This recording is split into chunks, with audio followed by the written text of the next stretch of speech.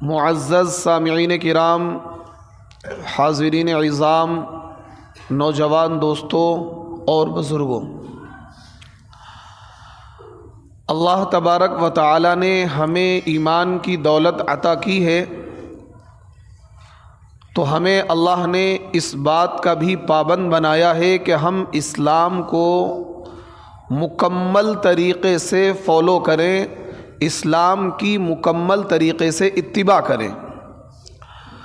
اللہ تعالیٰ قرآن پاک میں یہ ارشاد فرماتے ہیں، یا ایھا الذین آمنوا ادخلوا فی السلم کافہ، اے ایمان والو مکمل طریقے سے اسلام میں داخل ہو جاؤ، اے ایمان والو مکمل طریقے سے اسلام میں داخل ہو جاؤ، یعنی صرف نام کے مسلمان مت رہو، بلکہ اسلام کے جو احکامات ہیں، اسلام کی جو تعلیمات ہیں، اسلام کے جو پیغامات ہیں، ان پیغامات پر، ان احکامات پر آپ مکمل طریقے سے عمل کریں۔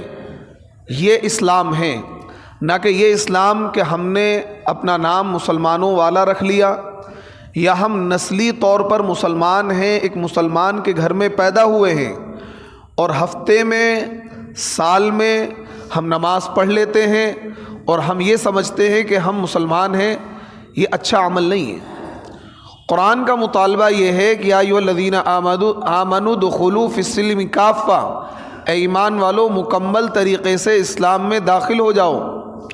اور اللہ تبارک و تعالی نے قرآن پاک میں جہاں کہیں بھی مومنین کے لیے جنت کی بشارت دی ہے، وہاں پر اللہ تبارک و تعالی نے اعمال صالحہ یعنی کہ نیک اعمال کی قید ضرور لگائی ہے۔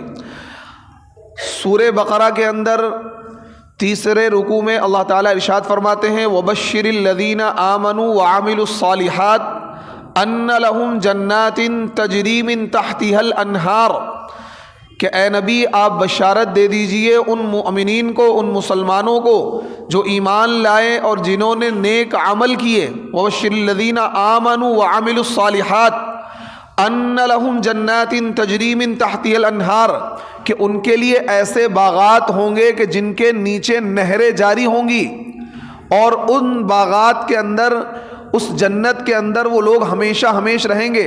کلما رزقوا منها من ثمرة الرزق قالوا هذا الذي رزقنا من قبل وأتوا به متشابها ولهم فيها أزواج مطهرة وهم فيها خالدون۔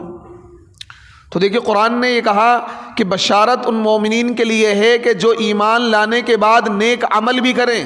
قرآن پاک کی دوسری آیات آپ پڑھیے، ان الذین آمنوا وعملوا الصالحات، یعنی جہاں کہیں بھی اللہ تبارک و تعالی نے مومنین کے لیے جنت کا ذکر کیا ہے، کافرین کے لیے جہنم کا ذکر کیا ہے، وہاں پر اللہ تبارک و تعالی نے ایمان لانے کے بعد اعمال صالحہ کی، نیک اعمال کی قید لگائی ہے۔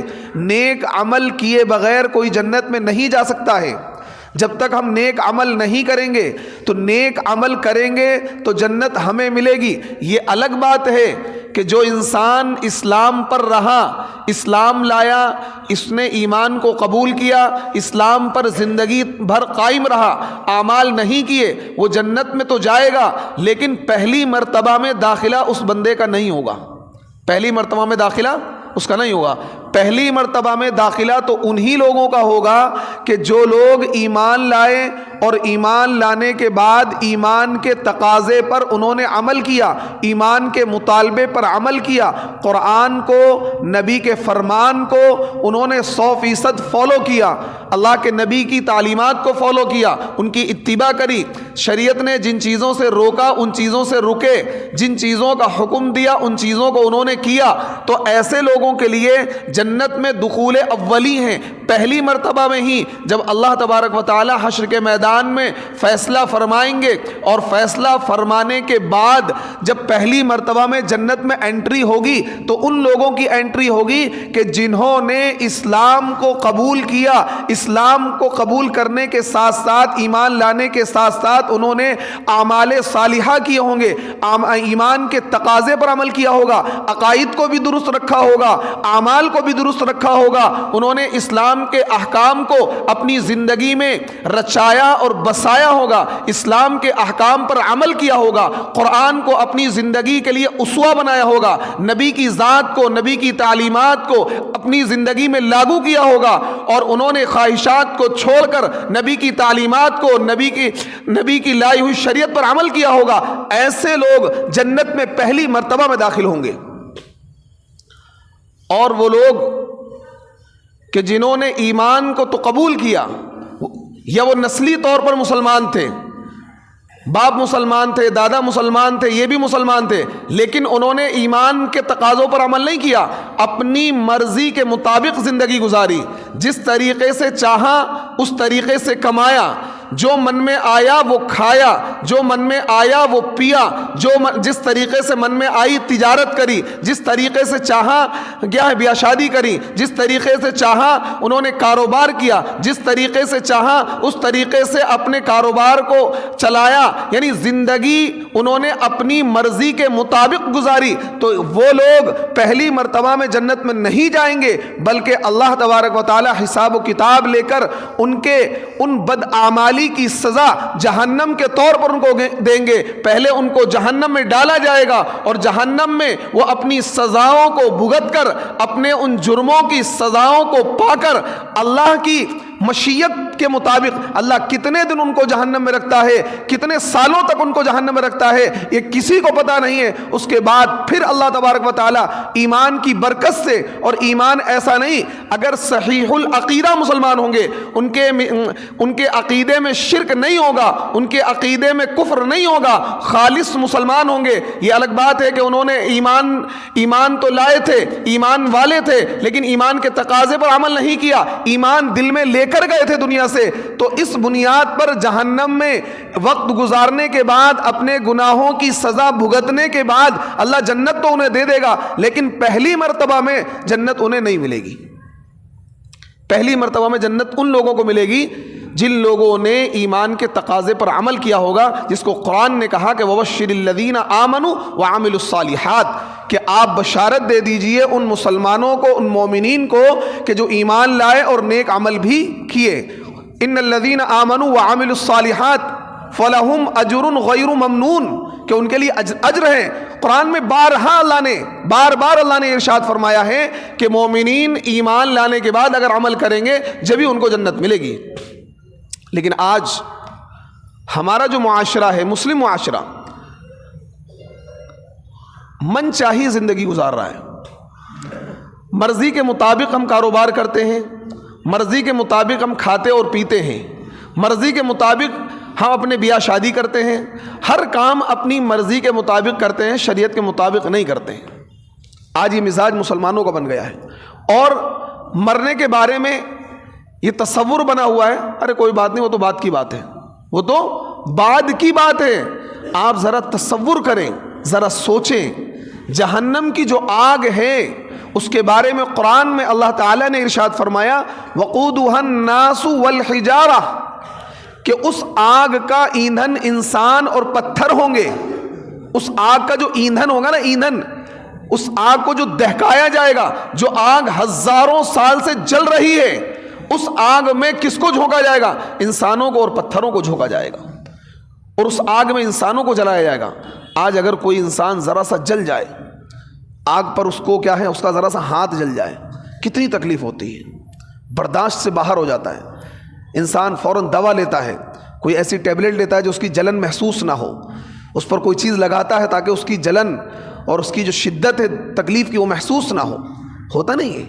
آپ ذرا تصور کریں، ذرا دل پہ ہاتھ رکھ کے سوچیں، جب آپ بخار کی ذرا سی تکلیف برداشت نہیں کر پاتے، آپ ذرا سی آگ کی شدت کو برداشت نہیں کر پاتے، آپ گرمی کی شدت کو برداشت نہیں کر پاتے، آپ لو کے تھپیڑوں کو برداشت نہیں کر پاتے، آپ 47-46 ٹمپریچر کو برداشت نہیں کر پاتے، آپ کو اے سی استعمال کرنا پڑتا ہے، کولر استعمال کرنا پڑتا ہے، پنکھا استعمال کرنا پڑتا ہے، تو آپ اس جہنم کے اس ٹمپریچر کو کیسے برداشت کریں گے جس میں آگ جلائی جا رہی ہوگی، جس کا ایندھن انسان اور پتھر ہیں، اور اس آگ کے اندر ڈالا جائے گا۔ اور جب انسان کو پیاس لگے گی الا حمیما وغساقا، جب انسان پانی کے لیے، پینے کے لیے کوئی چیز مانگے گا تو اس کو کیا ہے، جہنم کے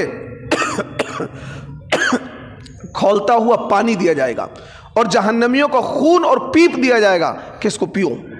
جب وہ پیاس کی شدت میں بے حال ہو جائے گا، الا حمیما وغساقا، یہ قرآن کے الفاظ ہیں کہ کھولتا ہوا پانی دیا جائے گا، کھولتا ہوا پانی، کہ انسان پانی پیے تو اس کی آنتیں تک جل جائیں۔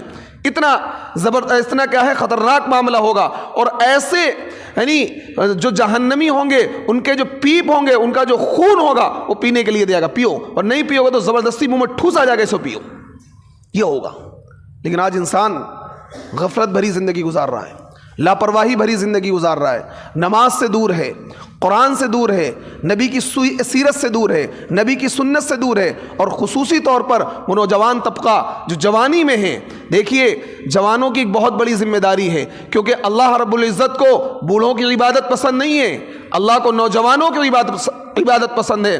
اللہ کے نبی صلی اللہ علیہ وسلم نے ارشاد فرمایا، کل قیامت کے دن جب حشر کا میدان ہوگا، اور حشر کے میدان کی سختی یہ ہوگی کہ لوگ حشر کے میدان کی مطلب اتنی سختی میں ہوں گے، پسینے میں شرابور ہوں گے، پسینے میں شرابور ہوں گے، کوئی گھٹنوں کے بل پسینے میں ہوگا، کوئی کیا ہے کمر تک پسینے میں ہوگا، اور بہت ہی سختی کا عالم ہوگا۔ انسان یہ بس چاہے گا کہ جلد از جلد حساب لے لیا جائے، جلد از جلد کیا ہے فل اینڈ فائنل کر دیا جائے، کسی بھی طرف کیا ہے معاملہ اونٹ کس کروٹ بیٹھے گا، بس انسان یہ چاہے گا جلد از جلد حساب ہو جائے۔ ایسے وقت میں جب سختی کا عالم ہوگا، انسان کے دماغ ہانڈیوں کی طرح کھول رہے ہوں گے، اور انسان بڑی پریشانی کے عالم میں ہوگا، اس وقت انسان یہ چاہے گا کہ جلد از جلد حساب ہو جائے۔ لیکن 7 لوگ ایسے ہوں گے جن کو حشر کے میدان کی سختی اور شدت پریشان نہیں کرے گی، نہ انہیں پیاس لگے گی، نہ انہیں دھوپ لگے گی، نہ وہ پریشانی، بلکہ وہ عرش کے سائے میں ہوں گے۔ کیا ہوں گے وہ؟ عرش کے سائے میں، اللہ کا جو عرش ہوگا اس عرش کے سائے میں ہوں گے۔ ان میں وہ نوجوان ہوگا، وہ شاب نشا فی عبادت اللہ، وہ نوجوان جو نوجوانی میں اللہ کو یاد کرتا تھا، جب اس نے جوانی کی دہلیز پر قدم رکھا، اس کے دل میں امنگیں تھی، اس کے دل میں کیا ہے بہت ساری خواہشات تھیں، وہ زنا بھی کر سکتا تھا، وہ بدکاری بھی کر سکتا تھا، وہ لڑکی بازی بھی کر سکتا تھا، وہ بہت کچھ کر سکتا تھا، لیکن اس نے اپنے نفس کو کنٹرول رکھا، اللہ کے خوف کی وجہ سے، اللہ کی خشیت کی وجہ سے، اللہ کے ڈر کی وجہ سے، اللہ کے محبت کی وجہ سے اس نے کیا ہے دنیا کی رنگ ریلیوں میں قدم نہیں رکھا، اس نے اپنے نفس کو زنا سے بچایا، اس نے اپنے نفس کو کیا ہے غلط باتوں سے بچایا، اس نے جوئے سے بچایا، اس نے شراب سے بچایا، اس نے دنیا کی رنگ ریلیوں سے بچا کر اللہ سے اپنے تعلق کو مضبوط کیا، وہ نماز کا پابند رہا، وہ زنا سے بچتا رہا، وہ جھوٹ سے بچتا رہا، وہ غیبت سے بچتا رہا، وہ چغلی سے بچتا رہا، اور اس نے نبی کی سیرت کو، نبی کے اخلاق کو، نبی کے کردار کو اپنایا، اس نے علماء کی صحبت اختیار کی، اس نے اولیاء اللہ کی صحبت اختیار کی، اس نے قرآن کو پڑھا، قرآن کو سینے سے لگایا، نبی کی صحبت کو اختیار کیا، تو وہ شخص کل قیامت کے دن حشر کے میدان میں جب سب کے سب پریشان ہوں گے، اس وقت اللہ تبارک و تعالی اس نوجوان کو جو نوجوانی کے عالم میں زنا بھی کر سکتا تھا، بدکاری بھی کر سکتا تھا، چوری بھی کر سکتا تھا، سارے کام کر سکتا تھا، اس کی امنگیں جاگی ہوئی تھی، لیکن اس نے اپنی امنگوں کو کنٹرول کر کے اپنے اللہ کے حضور پیش کیا تھا، اور وہ زناکاری، بدکاری، جھوٹ، غیبت سے بچ کر اللہ کو یاد کرتا تھا، تو کل قیامت کے حشر کے میدان میں اس کو عرش کا سایہ نصیب ہوگا۔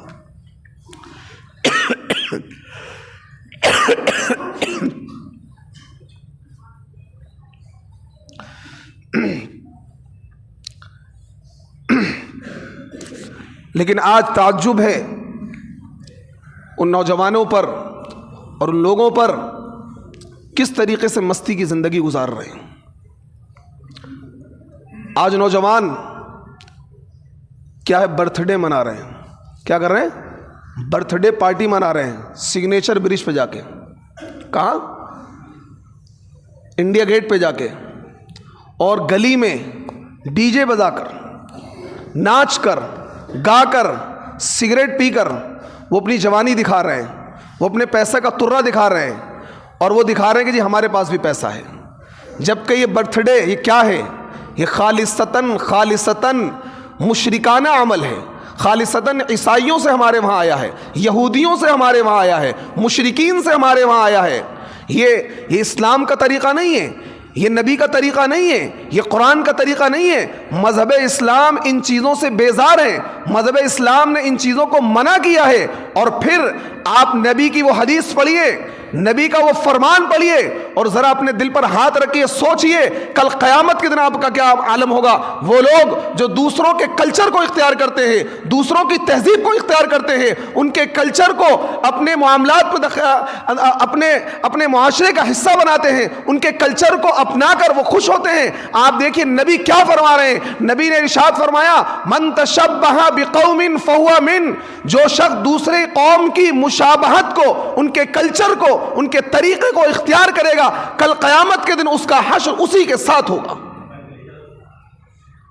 کل قیامت کے دن اگر آپ برتھ ڈے منائیں گے, اگر آپ اینیورسری منائیں گے, اگر آپ کیا ہے شادی کی سالگرہ منائیں گے, تو کل قیامت کے دن اللہ کی عدالت میں اللہ یہ کہے گا کہ جا, تو مسلمان نہیں ہے, تو نے یہودیوں کا طریقہ اختیار کیا تھا, تو نے مشرکین کا طریقہ اختیار کیا تھا, تو نے عیسائیوں کا طریقہ اختیار کیا تھا, آج تیرا حشر بھی انہی کے ساتھ ہوگا.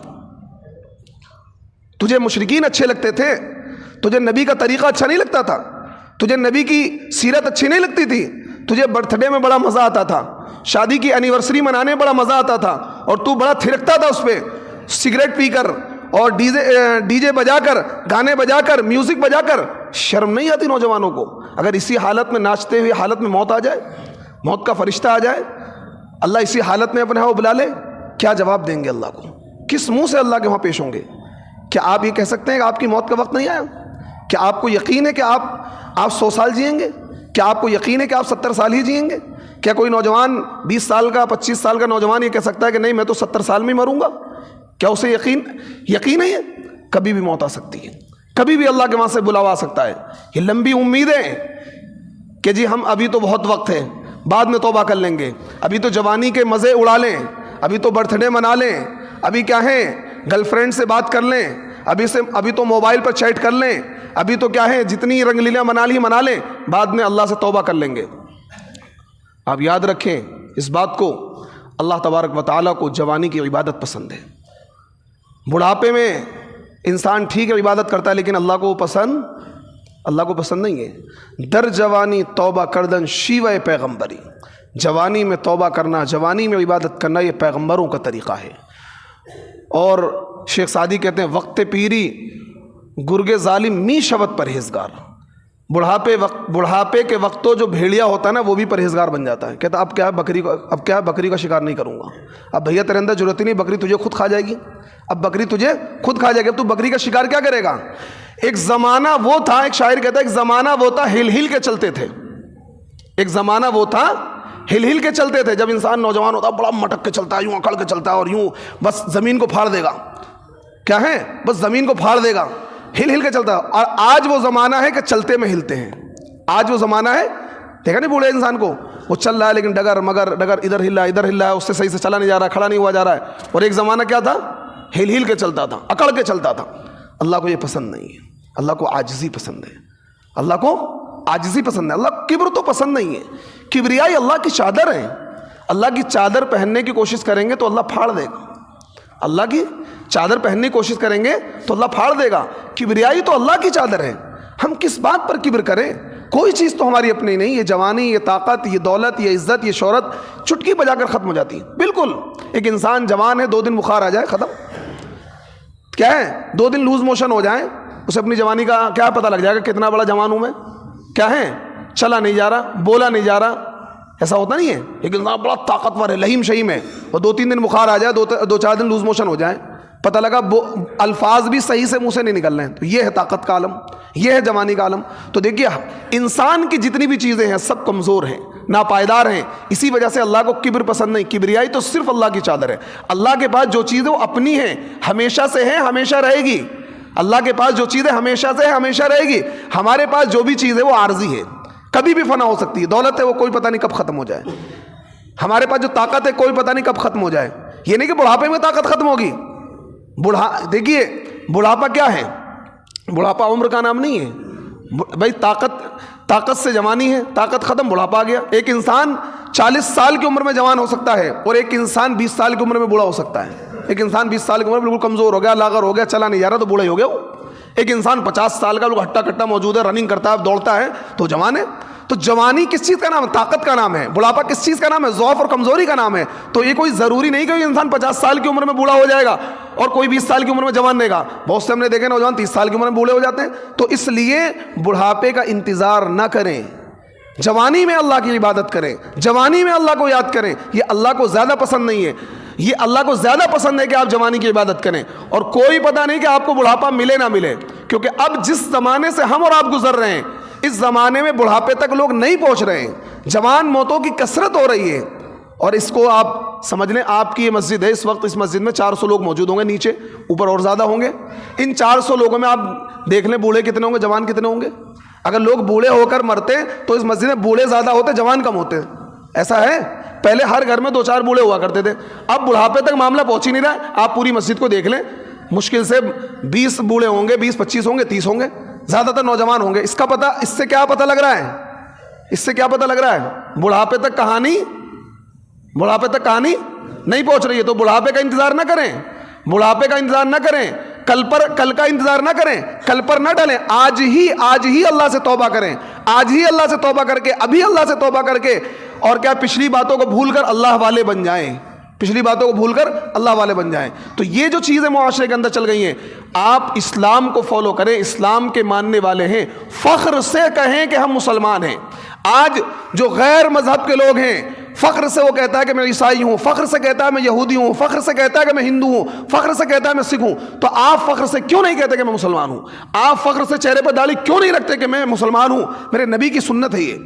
آپ فخر سے اپنے چہرے پر داڑھی رکھیں, آپ فخر سے اپنے چہرے پر کیا سر پر ٹوپی رکھیں, آپ فخر سے کہیں کہ میں مسلمان ہوں. آپ کو اپنے مسلمان ہونے پر فخر ہونا چاہیے, شرمندگی نہیں ہونی چاہیے. اگر آپ اپنے اسلام کا اظہار فخر سے نہیں کرتے ہیں تو کہیں نہ کہیں آپ کا ایمان کمزور ہے, کہیں نہ کہیں آپ کا.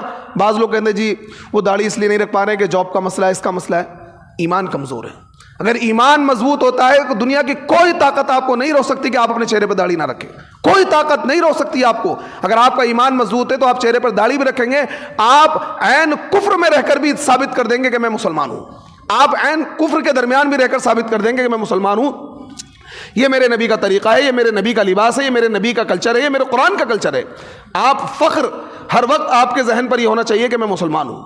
ہر وقت آپ کو یہ ہونا چاہیے کہ فخر ہونا چاہیے اپنے مسلمان ہونے پر, اپنے اسلام پر, اپنے نبی پر, اپنے قرآن پر.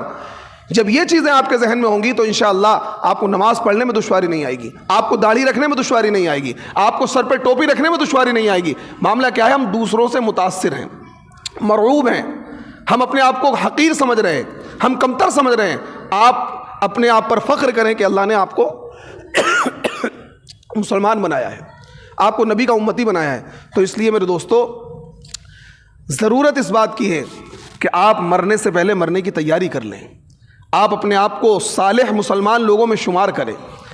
وہ کس طریقے سے آپ صالح لوگوں میں شامل ہوں گے؟ وہ اس طریقے سے شامل ہوں گے کہ آپ اپنے عادت, اپنے اخلاق, اپنے کردار کو نبی علیہ الصلوۃ والسلام کے کردار کے مطابق ڈھالیں, نبی کی تعلیمات پر عمل کریں. اللہ تعالی ہمیں اعمال صالحہ کی توفیق عطا فرمائے. وآخر دعوانا ان الحمد للہ رب العالمین.